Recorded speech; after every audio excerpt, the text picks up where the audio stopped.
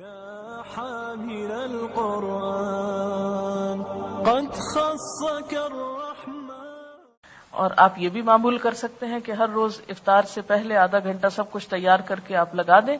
اور پھر اس کے بعد آپ قرآن پاک کی تلاوت شروع کر دیں اور دعائیں مانگتے ہوئے روزہ افطار کریں. تو وہ بھی بہت افطار کے وقت روزہ دار کے لیے جیسے کہا گیا نا، دو خوشیاں ہیں، ایک اس کے اللہ تعالیٰ کی ملاقات کے وقت اور ایک روزہ افطار کرتے وقت. اگر آپ وہ وقت باتوں میں اور شور ہنگامے میں اور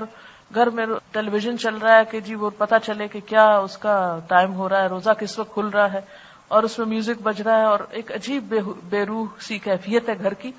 تو اس کی بجائے آپ گھڑیوں کے ٹائم بالکل ٹھیک کر لیں، اپنے چارٹ پاس لگا لیں تاکہ آپ ایسی چیزوں کے محتاج نہ ہو کہ جس سے گھر میں شور ہنگامہ کی کیفیت ہو. گھر کے لوگوں کو بھی اگر آپ کے بس میں ہے، کیونکہ ہر ایک کے حالات مختلف ہیں اس لیے میں ڈفرینٹ آپشنز پہ بات کر رہی ہوں،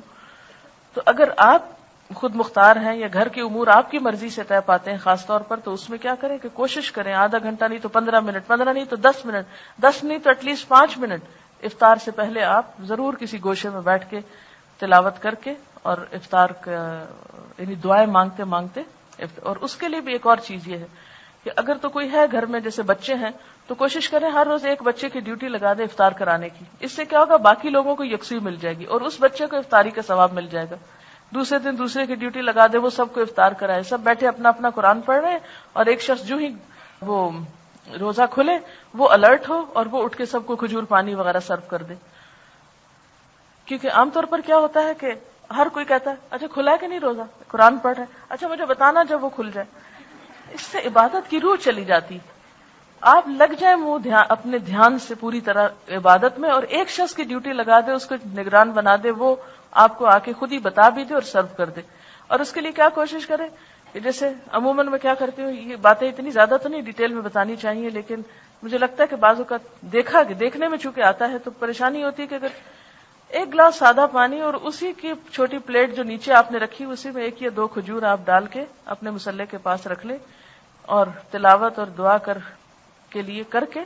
وہیں پر وہ کھجور کھا کے پانی کا گلاس پیے، اسی سے منہ بھی صاف ہو جائے گا اور وہیں کھڑے کھڑے اللہ اکبر کر کے اچھی سی نماز پڑھ کے پھر آ کے کھانے کی طرف چلیں. کیونکہ عموماً لوگ کیا کرتے ہیں، پکوڑے بنا رہے ہیں، معلوم نہیں چاٹ بنا رہے ہیں، اس کا کیا کیا چیزیں تیار کر رہے ہیں اور پھر اذان ہو رہی ہے، کھا رہے ہیں، افطاری کھا رہے ہیں. وہ ایک لمبا سلسلہ چل رہا ہے، مرد حضرات نماز پڑھ کے بھی مسجد سے آ گئے اور ابھی تک یہاں پر پکوڑے کھائے جا رہے ہیں. تو اس سے عبادت کی جو روحانیت ہے وہ ختم ہو جاتی. یا بعض کا شیطان تو خیر باندھ ہوتا ہے لیکن بندہ ہوتا ہے، مگر ہمارا اندر کا شیطان جو ہے وہ کیا کہتا ہے اچھا جلدی سے دیکھو افطاری کے برتن بھی اٹھا دو تاکہ پھر.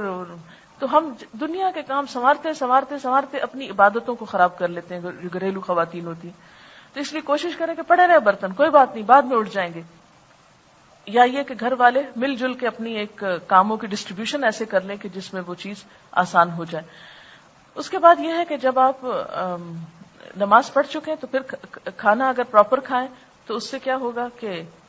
آپ عبادت کے لیے زیادہ یکسوئی پائیں گے.